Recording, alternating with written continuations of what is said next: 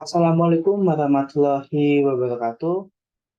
Di sini saya akan mempresentasikan mengenai materi dari mata kuliah Ekotoksologi Perairan kelas M04.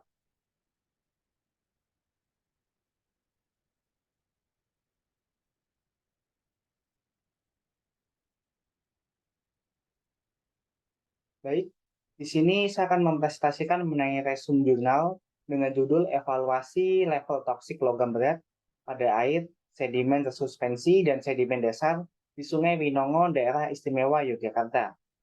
Penulis dari jurnal ini adalah Lintang Nurfadilah, Atikah Nian Indrastuti, Avanin Fatka Azara, dan M. Widyastuti. Dengan subtema jurnal 2, yakni toksisitas perairan dan sedimen. Sebelumnya, perkenalkan nama saya Rosa Akbar Jati Kusuma dengan NIM 2150 80 10 111 026. Kelas Ekotoksologi Perairan M04, absen 18. Baik, latar belakang adalah seiring bertambahnya dengan populasi manusia dan aktivitas yang dilakukan, terutama di daerah sekitar sungai, mengakibatkan adanya resiko pencemaran, baik secara langsung maupun tidak langsung. Pencemaran pada kawasan sungai ini dapat diakibatkan oleh adanya zat logam berat yang masuk di dalam perairan dan dapat mengendap di sedimen sungai. Dikutip dari Rizkyana tahun 2017. Jadi, pada kondisi saat ini, penambahan ataupun peningkatan dari cemaran logam berat di level perairan, terutama di daerah sungai ataupun di daerah danau, itu sering diakibatkan oleh adanya aktivitas manusia. Contohnya adalah seperti pembangunan pabrik ataupun aktivitas rumah tangga yang pembuangan limbahnya dilakukan secara langsung di sungai.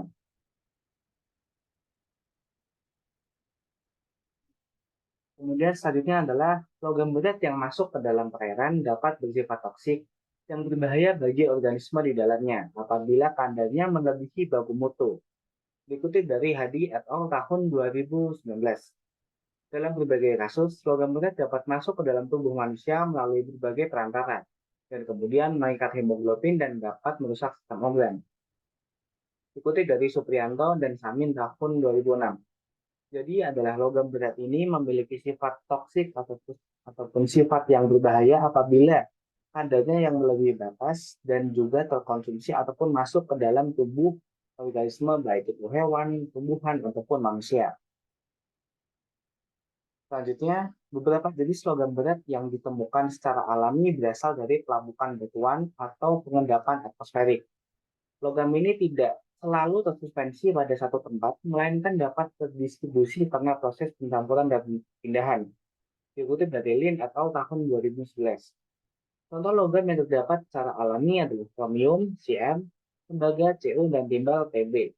Ketiga logam ini menempati salah satu logam yang sangat berbahaya apabila kadarnya melebihi batas dan juga memiliki sifat yang dapat menimbulkan berbagai masalah kesehatan termasuk juga kematian karena kontaminasi oleh logam-logam tersebut.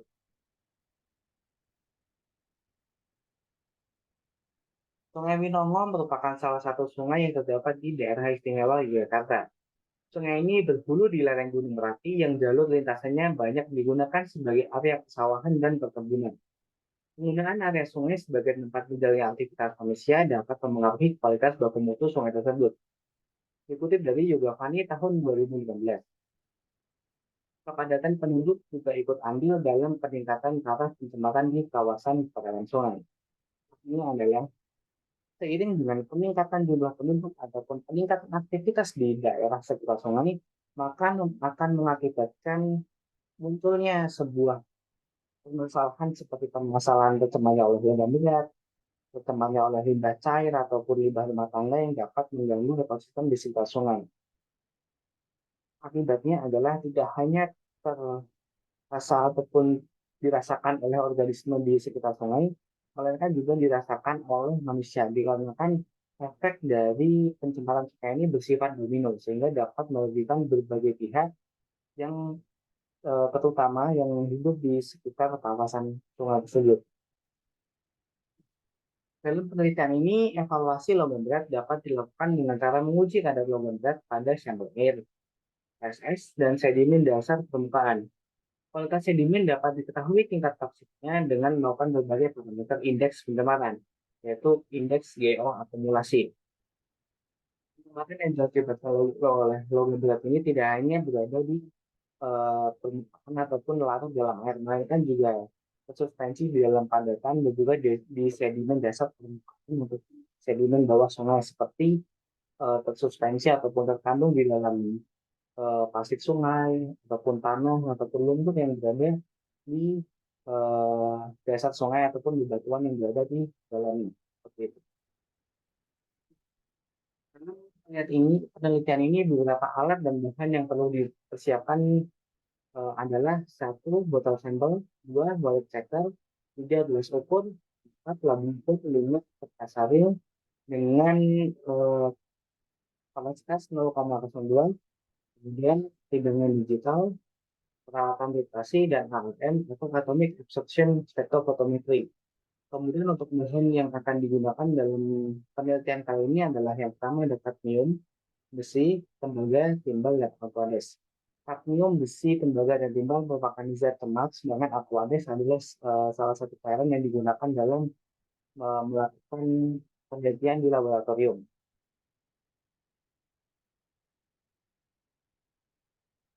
Selanjutnya, teknik sampel pengambilan sampel dilakukan dengan metode composite sampling, dengan cara mengambil sampel air dan sampel sedimen. Pada sampel sedimen diambil melalui permukaan, yakni di kedalaman 0 sampai 5 cm. Pengambilan dilakukan dengan cara grab sampling pada masing-masing titik sampel. Dikutip dari Lloyd et al. Tahun 2019.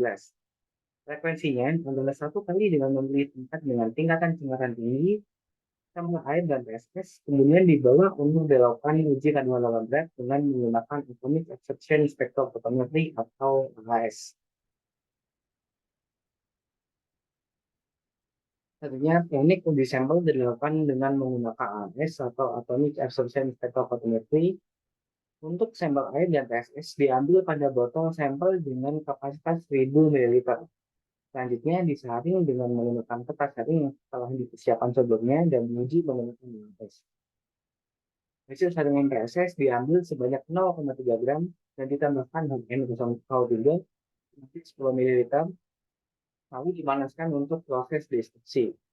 Sampel kemudian diukur kembali menggunakan AAS. Nah, ini adalah analisis data dilakukan dengan membandingkan Undang-Undang Baku Mutu Air Kelas 2 menurut Peraturan Pemerintah atau PP nomor 82 tahun 2001. Sedangkan evaluasi kualitas sedimen didasarkan pada beberapa indikator untuk menghitung kontaminasi logam, di antaranya adalah faktor risiko ekologis atau FRE dan indeks beban polusi atau IBP. Hitungan dilakukan dengan rumus sebagai berikut. Yang pertama adalah FRE, jadi FRE sama dengan TM CF, TF sama dengan CS per CB. Kemudian yang kedua adalah IBP, IBP sama dengan N, akar C1F, C2F, kali C3F, kali C yang berarti sama dengan C1F.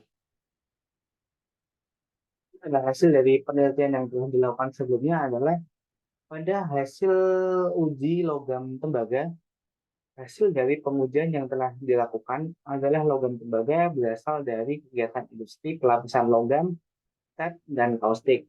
Pada data yang telah didapatkan, kadar logam tembaga sudah melebihi angka baku mutu air kelas 2, di mana tembaga yang relevan untuk perairan adalah 0,02 mg per liter.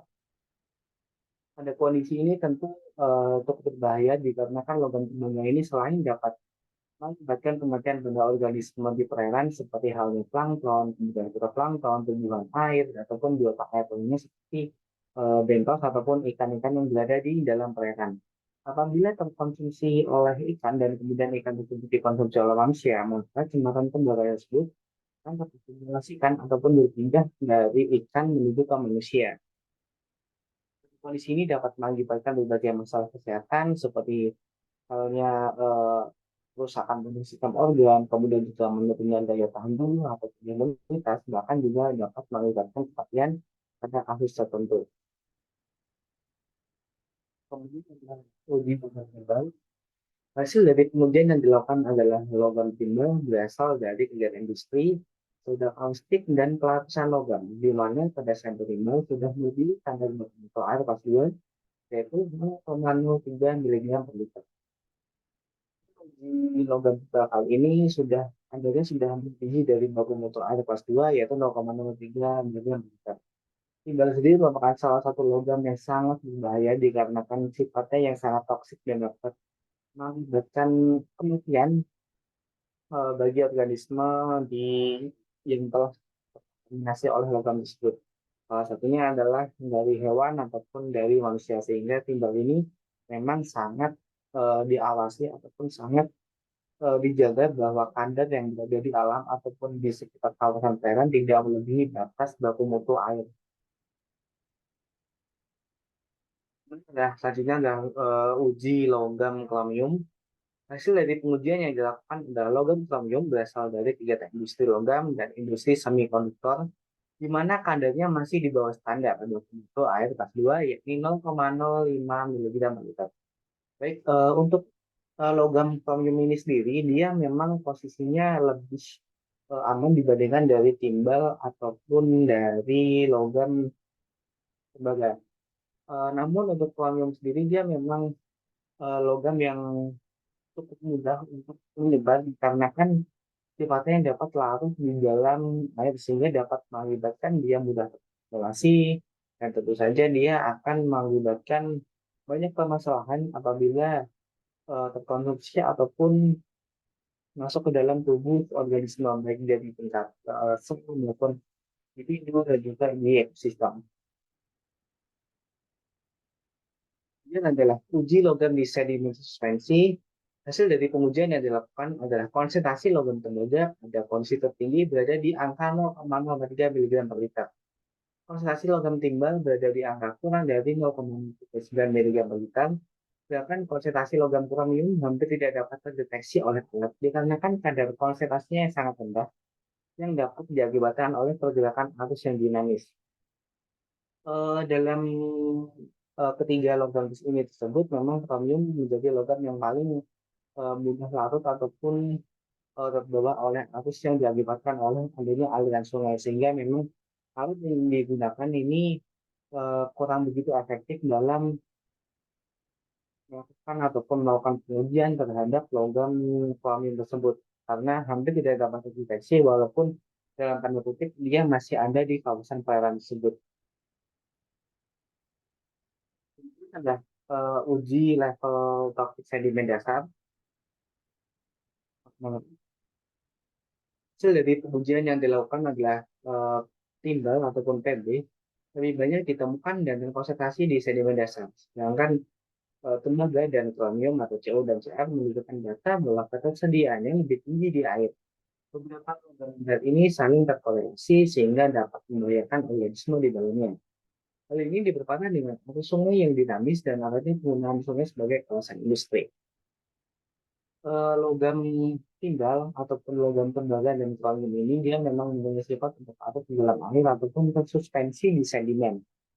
Sedimen dasar ini biasa terdiri dari sedimen pasir, kemudian sedimen tanah, dan juga bebatuan.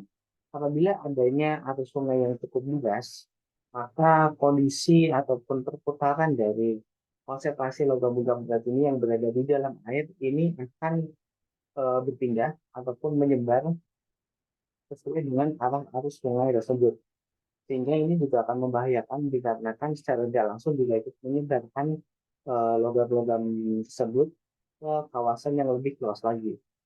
Kemudian juga apakah penggunaan sungai di kawasan industri juga memang menjadi masalah yang cukup rumit dikarenakan kawasan industri ini memang menjadi salah satu sumber adanya pencemaran logam di Sungai Winongo ini khususnya.